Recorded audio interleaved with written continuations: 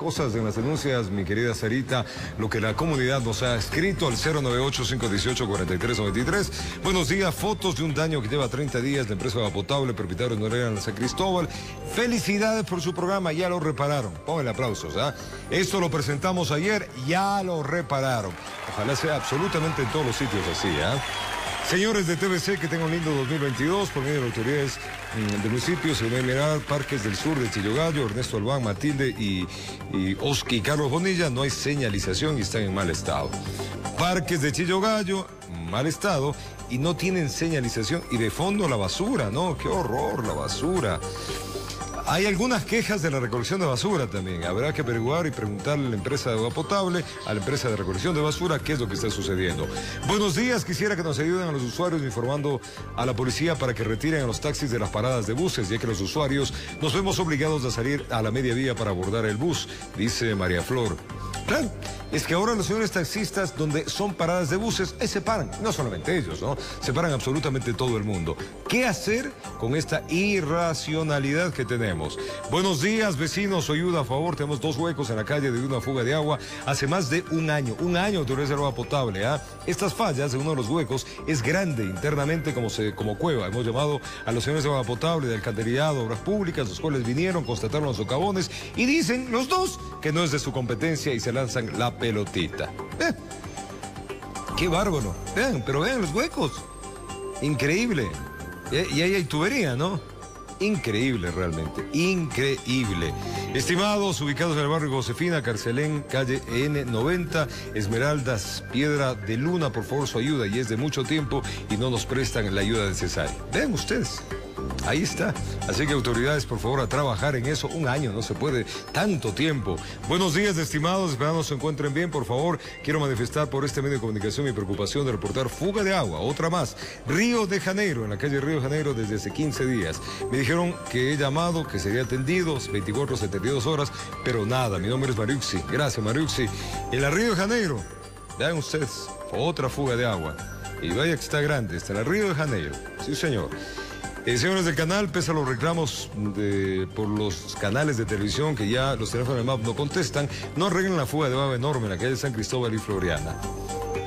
Otra más en ese mismo sector. O sea que tiene varias fugas. Sarita, hasta aquí llegamos con esto. Gracias por ustedes enviarnos, que nosotros a su vez le enviamos a la autoridad y ojalá sean atendidos con prontitud, con celeridad. 098-818-4393. Y como les decíamos, algunas de las denuncias que ustedes presentan a través de el primer noticiero de la comunidad, son escuchadas. Los moradores del sector del Calzado, en el sur de Quito, agradecen a las autoridades competentes la reparación de una fuga de agua. Esta se encontraba en la avenida Teniente Hugo Ortiz. Así se encontraba el redondel del Calzado al sur de Quito. Recordemos que los vecinos denunciaron en nuestro noticiero el mal estado de una parte de la avenida Teniente Hugo Ortiz, producto de una fuga de agua. Tiene como 2 meses ya ese hueco ahí. Los carros se dañan y no hay quien responda. Un lío y un problema porque los usuarios, la ciudadanía es la perjudicada. Lo que más llamó la atención de los vecinos es que la vía fue intervenida hace poco en el plan de repavimentación del municipio. Agua estancada y la calzada destruida afectaban a la movilidad en el sitio. A veces no solo es un barrio, sino muchos barrios que necesitan la repavimentación de algunos sectores, también las fugas de agua arreglar en otros sectores. Ahora luce así. Se realizaron varios trabajos en el sitio. Los moradores mencionaron que acudieron varias cuadrillas del municipio de Quito. Claro, inmediato fue lo que acudió el municipio mismo a la reparación de las idas de agua de aquí. Y bueno, me parece muy positivo que el alcalde se aboque a los cuidados de la ciudad. Los peatones y ciclistas agradecen a las autoridades por la pronta respuesta, sobre todo porque el agua ya no se desperdicia. Sí, ahora ya está solucionado la fuga, que era lo más importante, porque recordar que eso es relleno. Ya hace algunos años tuvimos que colapsó la cancha, entonces esa era la preocupación. Pero hay algo más. Piden que la vía quede en óptimas condiciones para evitar algún daño posterior en esta avenida de gran carga vehicular. Pero vemos que todavía uno termina de pavimentar esa partecita, entonces sería bueno que hagan todo completo. Informó Priscila Cadena. Y hablando de Priscila, ella se encuentra en el patio de retención vehicular de la IE. Nos va a dar un informe de la liberación de vehículos retenidos. Importante esto porque no dan abasto. Priscila, buenos días, adelante con la información. Gracias, Robert. Amigos, muy buenos días. Así es, son cerca de 7.000 vehículos que se encuentran retenidos en los centros de la Agencia Metropolitana de Tránsito. Y desde el 17 de enero ya se habilitó el proceso para la liberación de los automotores. Este proceso, los propietarios de los vehículos lo pueden hacer mediante la página web, pero también tienen que acercarse a los 9 centros que se encuentran habilitados en Quito. Algunos de los vehículos que ustedes están viendo en imágenes han sido retenidos por infringir el Código Orgánico Integral Penal. Puede ser por siniestros de tránsito y también por conducir en estado etílico y otras infracciones. Estamos con Cintia Guerra, coordinadora de fiscalización de la Agencia Metropolitana, para que nos cuente los detalles, cuál es el proceso que tienen que seguir principalmente los propietarios de los vehículos para poder realizar este trámite, por favor. Buenos días. Bueno, como ustedes saben, ya estamos realizando las liberaciones a partir del 17 de enero del presente año. Acercarse con los requisitos, tienen que presentar el certificado único vehicular o matrícula original, copia y original de la cédula de identidad del propietario. Tienen que realizar los pagos generados tanto en la Agencia Nacional de Tránsito como en la Agencia Metropolitana de Tránsito, la orden de liberación, el parte informativo de los agentes de tránsito. Entre sí, unos son estos de los requisitos que se solicitan, pero es mucho mejor si es que lo averiguamos a través de la página web de la Agencia Metropolitana de Tránsito. Es decir, el propietario ingresa a la página de la Agencia Metropolitana de Tránsito, mira los requisitos y con todos estos requisitos se tiene que acercar a los centros de retención vehicular. Correcto. En los centros de retención vehicular, ¿cuál es el trámite que tienen que hacer los propietarios, tomando en cuenta que por el tema del COVID pues se está atendiendo con aforo reducido? Yeah. Bueno, pueden acercarse a los centros de retención, como lo decía, tiene que acercarse obligatoriamente el propietario del vehículo. En caso de que no sea el propietario, tiene que acercarse la persona que tenga un poder especial o un poder general. Únicamente el propietario para evitar el tema de aglomeraciones y, como manifestaba previamente, la averiguación de los requisitos para optimizar los tiempos. En el tema me decía que hay denuncias de que existen algunos tramitadores que están ayudando, digamos así, a los propietarios de los vehículos. Son denuncias que ustedes han receptado. Por eso es importante que el dueño del automotor o del vehículo venga a los centros de revisión con sus documentos. Correcto, es un trámite que no necesita de terceros, lo puede hacer el propietario y es de una forma muy ágil, realmente. No solamente por infringir el COIP, sino también por ordenanzas municipales se encuentran aquí algunos vehículos. Sí, tenemos por ordenanzas municipales como el tema de mal estacionados, revisión técnica vehicular y la resolución de pico y placa. El tema de los horarios de atención en estos centros y cuáles están habilitados, por favor. Están habilitados los 9 centros, los horarios de atención para temas de contravenciones, lo estamos realizando de 8 a 16 horas 30 y por tema de ordenanzas lo estamos realizando de 8 a 22 horas, incluyendo los días sábados de 8 a 12 horas. Ya para finalizar, ¿por qué hay tantos vehículos en los centros de retención de la Agencia Metropolitana de Tránsito? ¿Qué ha pasado con los propietarios? Bueno, tenemos varias causas, ¿no? Entre las cuales las más comunes son porque tienen varias deudas, varias multas acumuladas, a veces hasta de 4 cifras. Por otro lado, tenemos personas que han salido del país y no pueden realizar el proceso de liberación y tenemos ciertos casos en los que han fallecido los propietarios. Bueno, bien, muchísimas gracias a Cintia Guerra, ella es coordinadora de fiscalización de la Agencia Metropolitana de Tránsito. Tome en cuenta que ya puede realizar este trámite, este proceso que es de la liberación de los vehículos que se encuentran en los centros de retención de la Agencia Metropolitana de Tránsito. Son 2 procesos. El primero tiene que revisar la documentación en la página de la Agencia Metropolitana y luego acercarse a los centros con los respectivos documentos para poder realizar este trámite. Son más de 7.000 vehículos, Robert, que se encuentran en estos puntos. Con esta información me despido. Buenos días. Una barbaridad, es una montaña de autos ahí. La autoridad, si no los saca, usted no va a retirar su auto, van a tener que hacer chatarra de esos autos, algo, pero si no, 7.000 es una barbaridad la cantidad de autos retenidos. Tiempo de una pausa, ya venimos con más. Gracias por continuar en nuestra sintonía. Los trabajos de pavimentación y mantenimiento vial en la ampliación de la vía Loa Unión del Toachi se retomarán, según lo anunció la prefecta de Pichincha. Esto tras la decisión del Ministerio de Transporte de fijar el peaje del kilómetro 56 en 50 centavos.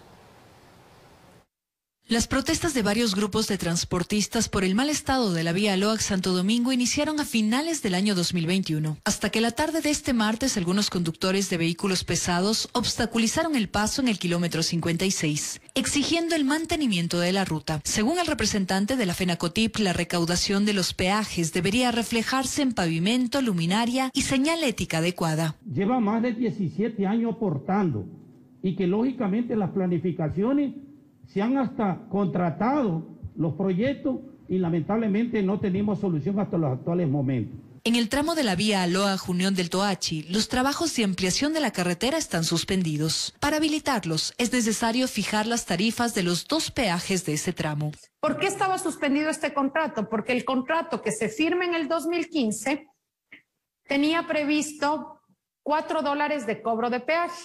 ¿Nosotros qué hicimos frente a eso? Hicimos una propuesta técnica que redujo los costos de 200 millones a 35 millones. La prefectura de Pichincha entregó al Ministerio de Transporte 5 propuestas para habilitar los trabajos en la vía. El momento en que el ministerio me respondía, nosotros hacíamos un abono al proyecto de $1 millón para que los trabajos empiecen de manera inmediata. Así que vamos a cumplir ese compromiso. Este miércoles se tomó una decisión. La instalación de un nuevo peaje, pero ese nuevo peaje tiene que instalarse una vez que la vía sea completamente arreglada y solventada sus problemas, es decir, no antes.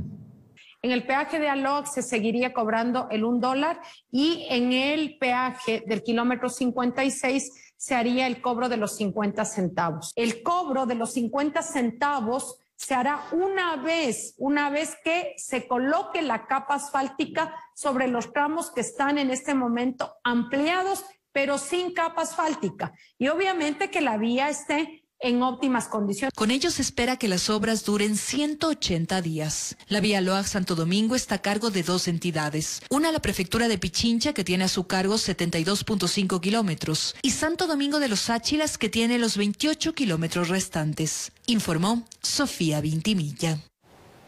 Nuevos uniformes para los 2.238 agentes, 120 computadoras portátiles, 59 motocicletas, un dron, entre otros insumos, además de la incorporación de 12 canes, 4 equipos. Es la entrega que realizó la Alcaldía de Quito al Cuerpo de Agentes Metropolitanos. Con esta dotación, que tiene un costo de más de $532.000, servirá para el control del espacio público en la capital y mejorar la seguridad. Enhorabuena por eso, ¿va? A esta hora vamos con Adriana Rojas, se encuentra en el Hospital Quito y es Sur. Ahí nos tiene informe de la situación de las camas UCI y cómo avanza el tema del COVID-19. Adriana, buen día. Roberto, amigos televidentes, muy buenos días. A esta hora en el Hospital IES Quito Sur, la ocupación de las camas de hospitalización es del 80% y para unidad de cuidados intensivos está completamente llena. También podemos observar que no hay filas de personas como habíamos visto en días anteriores. Sin embargo, el flujo de ciudadanos que llegan en busca de atención con diferentes síntomas relacionados al virus es constante y dentro de la carpa existe gran cantidad de personas. Vamos a conversar de los detalles de la situación del Hospital IES Quito Sur con el doctor Estuardo Salgado. Él es subdirector de Medicina Crítica. Doctor, gracias por acompañarnos. 80% de ocupación. ¿Esto a cuántas camas equivale? Buenos días. Equivalen a 180 camas aproximadamente de adultos. En pediatría es diferente, tenemos una ocupación del 50%. De las camas pediátricas para COVID. ¿Cuántas camas en unidad de cuidados intensivos se tiene, por lo que me contaba que están completamente llenas? Sí, nosotros en adultos tenemos 18 camas para atender pacientes COVID con una ocupación del 100%. En pediatría tenemos 10 camas y tenemos ocupadas 4 con 2 pacientes positivos confirmados y 2 por confirmarse. ¿Cuántas personas se están recibiendo diariamente en el triaje? Siempre hacemos la diferencia entre pacientes adultos, que estamos recibiendo alrededor de 740, 750 pacientes por día en los últimos días, de los cuales el 50% de estos pacientes en realidad requieren atención respiratoria. Y de estos se internan aproximadamente 20 por día a nivel de adultos. En pediatría se está recibiendo 150 pacientes y una internación diaria de unos 7 pacientes. En terapia intensiva habíamos informado que estamos con 100% de ocupación en terapia intensiva adultos. De este número que llega a hospitalizarse, a internarse en el hospital, ¿qué porcentaje de personas no cuentan con las vacunas o no tienen un esquema completo? En términos generales es exactamente igual a lo que está pasando en el mundo. El 60% de los pacientes internados no tienen ni una sola vacuna. El 30% tienen un esquema de 2 vacunas y el 10% tienen 3 vacunas. Lo que quiere decir que la vacunación no inhibe la enfermedad, pero cuando lo tengan siempre será leve o moderada máxima. Incluso esto se puede evidenciar en que la curva de decesos por el COVID-19 ha disminuido, tanto así que esta semana me comentaba que no existe ninguna persona fallecida por COVID. Sí, al menos esa es la estadística de nuestro hospital, que constituimos un hospital de referencia de los hospitales del IES. En esta semana no hemos tenido fallecidos por COVID, a diferencia de otras provincias, como lo que está sucediendo en la ciudad de Guayaquil. Precisamente de resaltar, usted me comentaba que estas cifras no significan que hay que bajar la guardia, precisamente para que no ocurra como los 14 fallecidos que se registraron en esta semana en el Guayas. Absolutamente, no nos olvidemos que hace un par de meses nosotros estuvimos en una situación totalmente diferente, en donde pensábamos que la situación en realidad estaba controlada, pero como vemos hoy no está descontrolada, pero el incremento de casos ha sido exponencial y es por eso es que llamamos la atención a la población a cuidarse, a vacunarse y a cuidarse, a autoaislarse cuando comencemos con algún cuadro respiratorio, por más mínimo que sea. Importante señalar también que los niños, si bien no suelen presentar síntomas graves, son portadores del virus. Incluso se ha podido evidenciar que ha aumentado el número de pacientes pediátricos que llegan hasta las carpas. Sí. También se ha incrementado. Hace 3 semanas teníamos aproximadamente 50 pacientes por día que acudían a recibir atención, a solicitar atención. Actualmente estamos por 150. De ellos se internan 7 aproximadamente en hospitalización.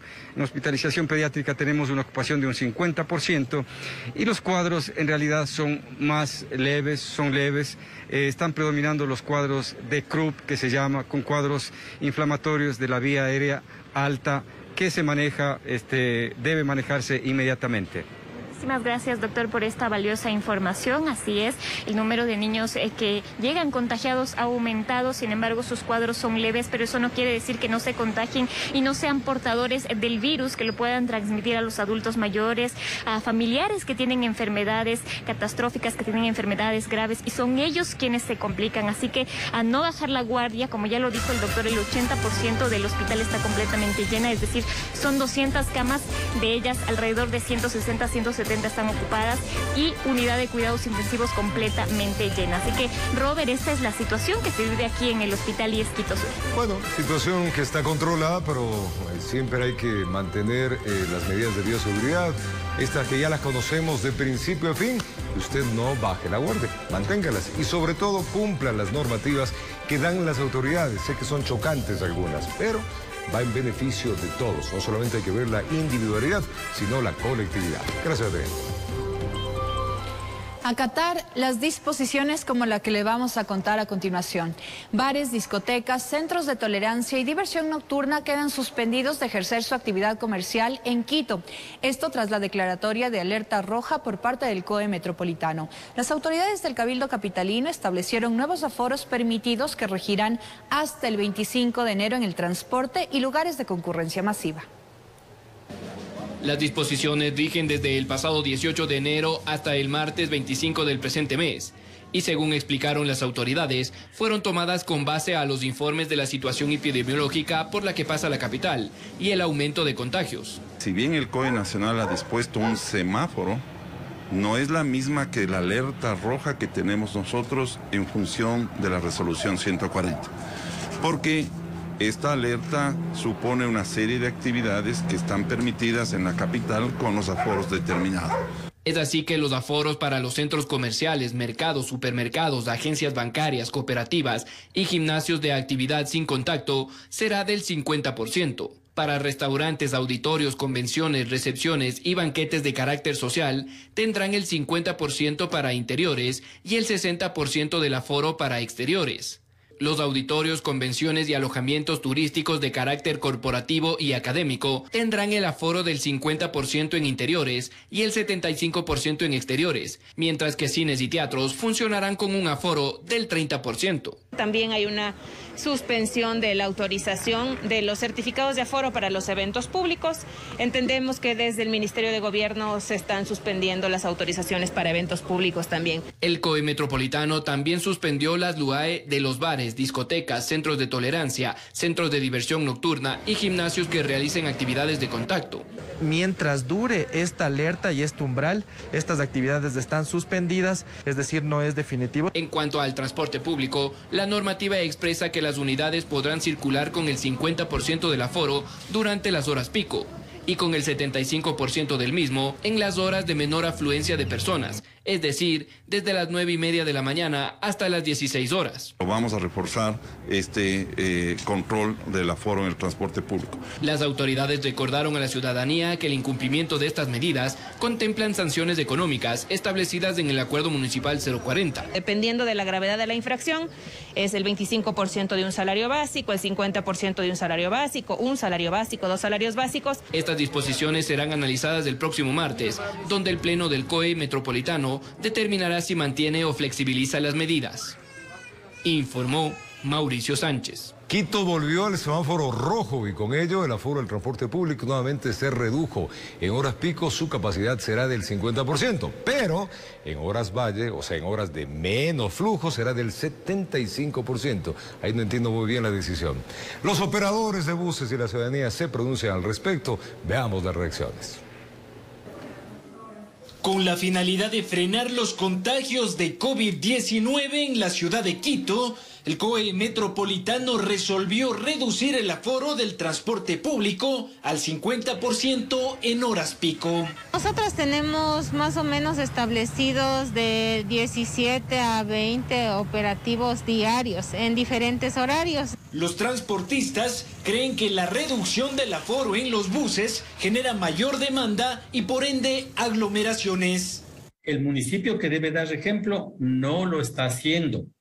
Es decir, los trolebuses transportan sin ninguna norma o cantidad de pasajeros, pero sí nos exigen al transporte privado y lastimosamente allí sí nos aplican las medidas que no son las más aconsejadas. Los conductores aseguran que el control individual de los carnets de vacunación es una medida inviable debido a la alta demanda de usuarios. Y si controlaríamos el tema del carnet, se convertirían en 8 o 9 minutos que un bus debería estar parado, lo cual sería monstruoso.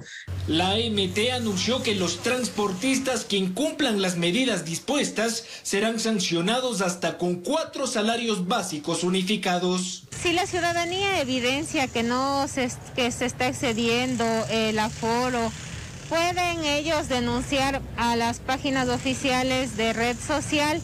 Ante esta decisión, la ciudadanía mostró su preocupación, pues asegura que es necesario implementar medidas más eficientes para frenar los contagios. A mí me parecería mal, porque a horas pico se necesita más ecovías, más buses. Si hay un control adecuado, claro que sí, habiendo el control que es debido en cada parada.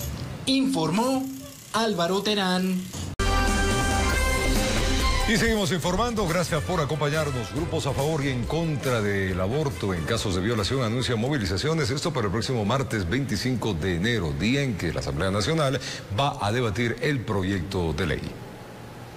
Organizaciones a favor y en contra del aborto en casos de violación contraponen sus criterios y puntos de vista sobre la normativa que se debatirá en el Pleno de la Asamblea Nacional el próximo martes. Desde diferentes posturas se cuestionan los plazos para la interrupción del embarazo que el informe de mayoría establece que sea en menores de edad hasta las 22 semanas y en mayores de edad hasta las 20.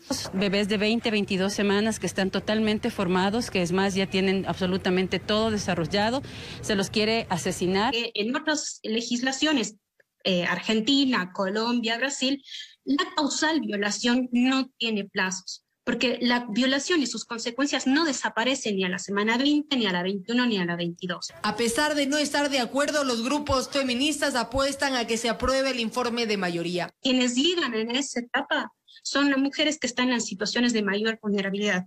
Por eso es de suma importancia que si la Asamblea opta por fijar una temporalidad, esta sea la más amplia posible para alcanzar a quienes más peligro enfrentan. Existe también un informe de minoría que establece que la interrupción del embarazo se dé hasta los 3 meses, pero los grupos pro vida no ven esta como una opción. Es un ser humano, ¿cómo se va a matar ese bebé? También ven con preocupación el tema de la objeción de conciencia. Y somos los médicos los que tenemos que cumplir esta acción. Ellos apoyan el veto anunciado por el presidente y aseguran que se preparan con otros mecanismos para que esta ley no pase. Pase lo que pase en todo este proceso de la Asamblea y frente a este proyecto de ley, nosotros estamos planteando desde ya el tema de la consulta popular. Mientras que grupos a favor del aborto en casos de violación rechazan el anuncio del veto presidencial. Estas expresiones del señor Lasso ocasionan que la Asamblea Nacional no pueda deliberar sin presiones y predisposiciones políticas. Lo que se está haciendo es usar la vida de las niñas y las víctimas de violencia sexual con fines electorales y es absolutamente reprochable. Informó Valeria Navarro. La presidenta de la Judicatura reacciona ante la posibilidad de que dicho organismo al que representa pretenda eliminarse a través de una consulta popular como lo evalúa el presidente de la República. La presidenta del Consejo de la Judicatura respondió indirectamente al presidente Guillermo Lasso, quien no descarta la posibilidad de, a través de una consulta popular, eliminar dicho organismo. Para evitar estos conflictos que se presentan entre la Corte Nacional y el Consejo de la Judicatura. ¿Sin el Consejo de la Judicatura? Eso es por lo que yo me inclino. Que exista un Consejo de la Judicatura encargado de la selección y de los procesos de evaluación. La autoselección y la autoevaluación sería sin duda un error metodológico y técnico. Por eso existe el Consejo de la Judicatura. Para eso está el Consejo de la Judicatura. Las declaraciones de la presidenta del Consejo se dieron durante su rendición de cuentas ante la Asamblea Nacional. La creación del Consejo de la Judicatura se debe a la Constitución del año de 1992. Y vastos fueron los argumentos de orden político, técnico y jurídico que dieron paso a la creación de esta institución.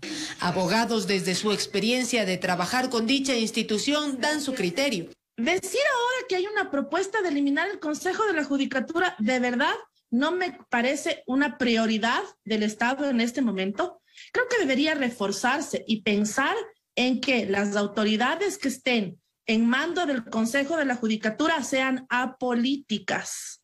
El Consejo de la Judicatura no debería ser una sucursal del gobierno de turno. Pero, ¿cuán viable es eliminar a través de una consulta popular dicho organismo? No sería procedente, porque el Consejo de la Judicatura es un órgano que está creado en la Constitución. Entonces, lo primero que hay que señalar es que para eliminar el Consejo o para restarle facultades al Consejo, usted necesita modificar la Constitución. El tema aún continúa en análisis, informó Valeria Navarro. Y sin duda vamos a contarles buenas noticias para el país. El presidente Guillermo Lasso anunció un nuevo descubrimiento de petróleo y gas en el bloque Perico, esto es en la provincia amazónica de Sucumbíos. El primer mandatario indicó que la producción se incrementará en 925 barriles de petróleo diarios, lo cual traerá importantes réditos económicos al Ecuador. La empresa canadiense Frontera Energy realizó los estudios que permitieron identificar este nuevo yacimiento. Enhorabuena.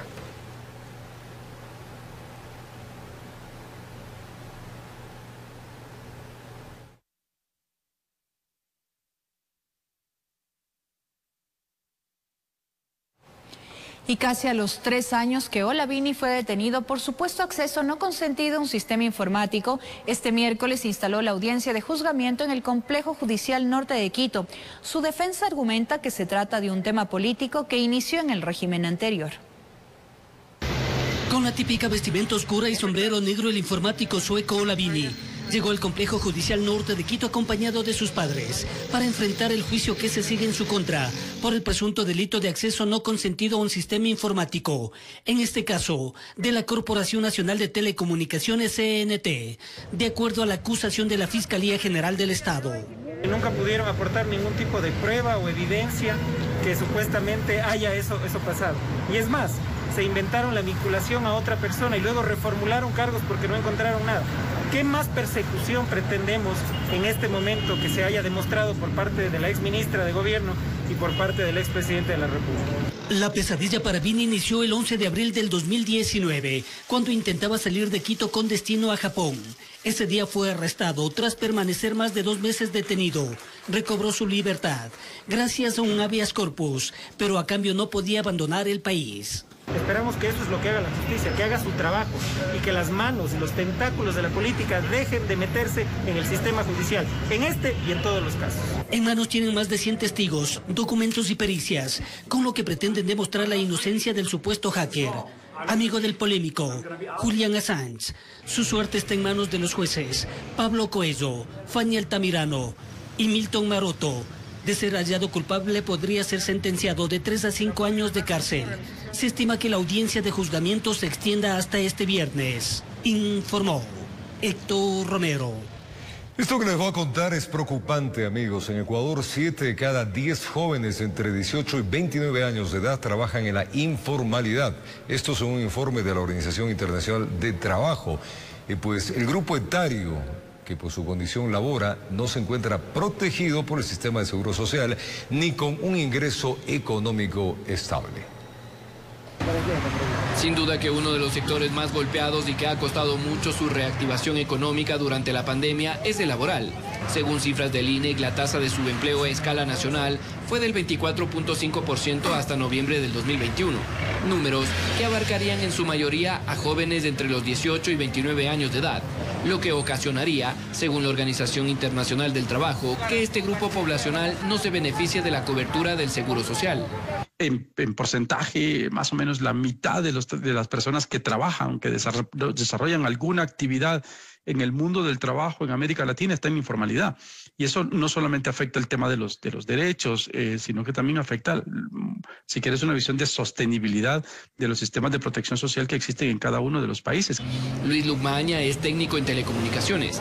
Explica que por la pandemia fue despedido de la empresa donde laboraba de manera formal.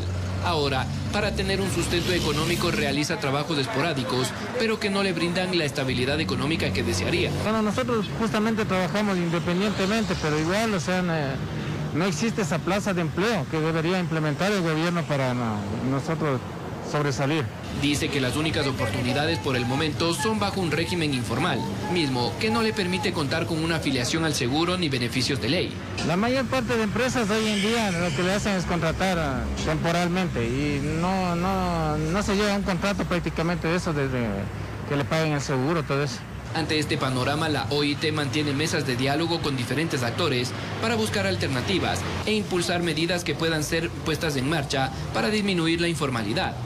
Explican que se debería orientar y analizar la demanda laboral calificada y certificada para impulsar el crecimiento de empleos formales. Muchas veces encontramos en personas que tienen una enorme cantidad de un perfil de competencias, habilidades, conocimientos, competencias actitudinales o habilidades blandas, como le llaman, de manera adecuada, pero no necesariamente coinciden con las necesidades o el desarrollo del mundo del trabajo.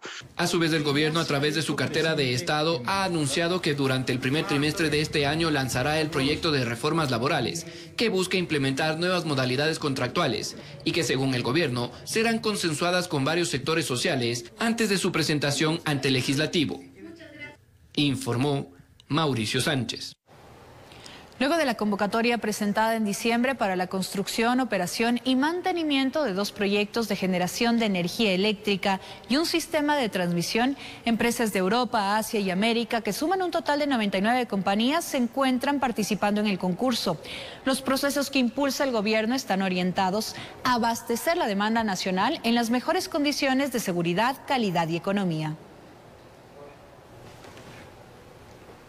Y con un aporte inicial de $20 millones, el Reino Unido apoyará al Ecuador para la preservación de la Amazonía. Se espera que a futuro se pueda llegar más recursos económicos justamente para este cambio climático. Ecuador y el Reino Unido afianzan sus lazos de amistad y lo hacen a través de una carta de intención para trabajar en temas como pobreza, biodiversidad y cambio climático. Sos Goldsmith fue recibido por el presidente Guillermo Lasso.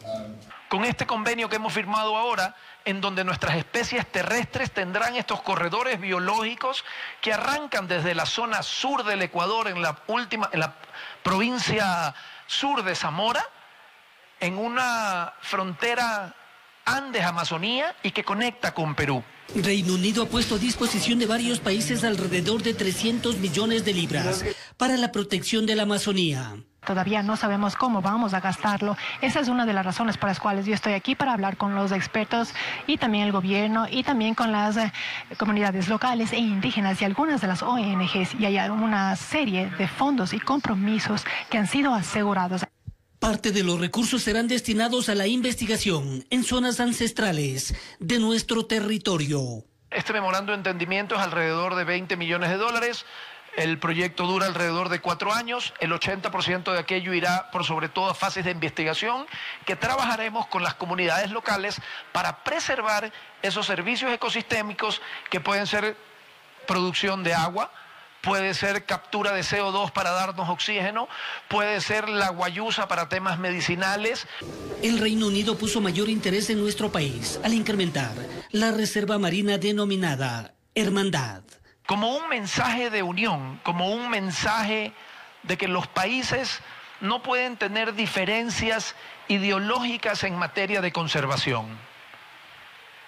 Tenemos que estar unidos en salvar nuestra flora y nuestra fauna. El aire no conoce izquierda o derecha. Las corrientes marinas no conocen izquierda, derecha o centro. Informó Héctor Romero. Expertos aclaran dudas sobre el tiempo correcto en el que se debe realizar una prueba de diagnóstico contra el COVID-19. Aseguran que ante el primer síntoma ya se puede comprobar si existe contagio. Frente a posiciones divididas en el tiempo correcto para realizarse una prueba de diagnóstico contra el COVID-19, el médico epidemiólogo Daniel Simancas aclara lo siguiente ante la aparición del primer síntoma. Si presenta síntomas puede hacerse inmediatamente, porque los síntomas lo que nos indica es que el contagio fue hace 3 o 4 días aproximadamente. Solo en el caso de no presentar síntomas, pero sí haber estado en contacto con alguna persona con contagio, se deben tomar las siguientes medidas. Es necesario tener un tiempo de al menos unos 4 o 5 días si no presenta síntomas. Hay que esperar para hacerse un PCR de 3 a 5 días y un antígeno de 5 a partir del 5º día. Posición que coincide con Víctor Álvarez, presidente del Colegio de Médicos de Pichincha, quien además aclara el funcionamiento de las distintas pruebas de diagnóstico. El antígeno necesita mayor carga viral para obviamente positivizarse, si no sale un falso negativo. Mientras que el PCR es más específico y no mide la carga viral, sino a una proteína que se encuentra en la membrana del virus. Con una capacidad hospitalaria del 94%, Quito se mantiene en alerta roja y se pide a la ciudadanía cuidar a los más vulnerables. Según reportes científicos, el pronóstico para el 2022 en cuanto a la curvatura de nuevos contagios se proyecta de la siguiente manera. Sudáfrica tuvo una población muy contagiada y muy poco vacunada.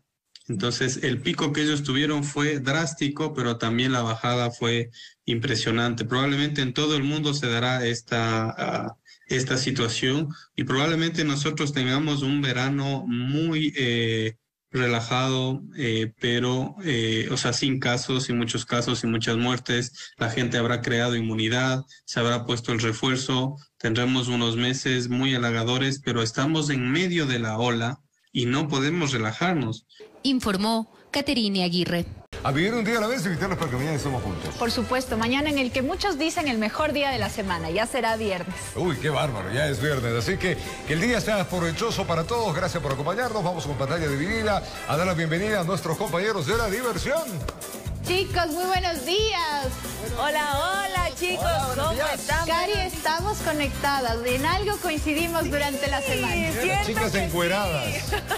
Hoy estamos encueradas, así es. Muy bien, me encanta, mi querida Sofi. Esa es como la energía que uno tiene. Uno por la mañana mira el cielo y dice, no, hoy me pongo esto. Yo soy más o menos así como, depende el clima que esté, ¿no? Por supuesto, depende del clima. Mira tú, soy Guadalupe, ¿cómo le va? Te queremos dar la bienvenida, don Los tiempos verde, ¿ah? Aquí viniendo de visita nuevamente. Qué bueno. Así, vendrá, hay que decirle. Ya lo extrañaba, así que vine a darme una vuelta a ver cómo está todo por acá. Eso nos gusta. Claro, yo quiero chequear a los chicos. Eso. Tengo que ir a hacer un chequeo de calidad por ahí. Aquí estoy. Inicio de año, obvio. Pues. Claro, para comprobar que todo esté bien. Oye, gordo. Diga. Creo que tu micrófono está abajo. ¿Y cómo? No, hola, 1, 2, 3, diga. Hola. Te tienen bajo porque los otros se les oye así con... Solo que se ha acabado la pila, vea. No, bien estaba full la pila. No, lo que pasa es que, ¿qué pasa, gordito? Hoy se reúne con sus intis. No, ¿qué por pasa? Eso, entonces, está cabizbajo y meditabundo. Por eso es que... Jueves de motos. No, anda cerrada la sede ya unas 3 semanas por esto del COVID. Claro. Bueno, reúnense afuera. ¿no? Por eso está triste el pobre chiquito. No infrinja la normativa, reúnanse afuera. No, cumplan con las disposiciones de ahí está bien. Calla afuera, al parque, reúnense en el parque con distanciamiento social, 2 metros cada uno. Cada uno con su casco, no pasa nada. Eso, con su casco. El domingo se hará eso, ¿no? Cada quien en su moto, rodamos de lejos. Hasta luego. Adiós, y Sí, listo, no es hay por más. eso. Pero bueno, queremos contarles que el día de hoy, chicos, tenemos un programa muy entretenido, con muchísima información. Estaremos hablando sobre la vitamina C intravenosa. ¿Qué tan buena es? Es muy buena. Nos puede ayudar? ¿Es recomendable? ¿Cada cuánto tiempo es recomendable? Todo eso le contaremos el día de hoy.